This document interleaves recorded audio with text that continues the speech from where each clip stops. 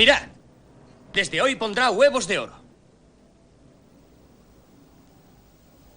Escuchad. ¿Cuántos de vosotros habéis visto volar una mesa? Ninguno. Nadie ha visto volar una mesa. Muy bien. Eus, mensa, surge.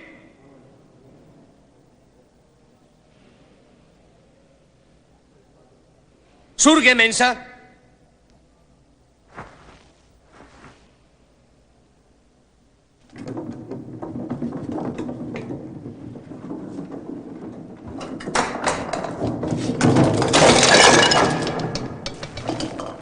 Basta, ya está bien.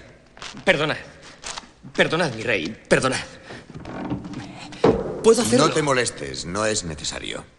Dime, ¿lograste del mismo modo sepultar bajo la montaña al dragón? Sí. ¿Oíste hablar alguna vez del rey Gaiseric? No, ni siquiera habías venido al mundo. Era mi hermano. Un gran rey. Y un valiente hombre de armas. Cuando subió al trono, el dragón estaba enfurecido, a punto de lanzar su zarpazo mortal. Mi hermano aprestó su espada y su lanza. Convocó a su mejor mesnada de guerreros y le presentó batalla.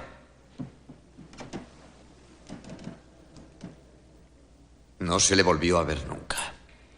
Pero su ataque desató la más terrible represalia. Aldeas enteras arrasadas. Cosechas quemadas. Muerte. Hambre. Algo horrible.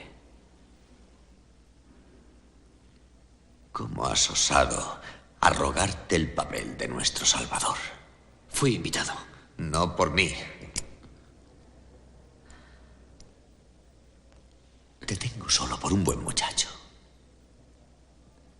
Un aprendiz.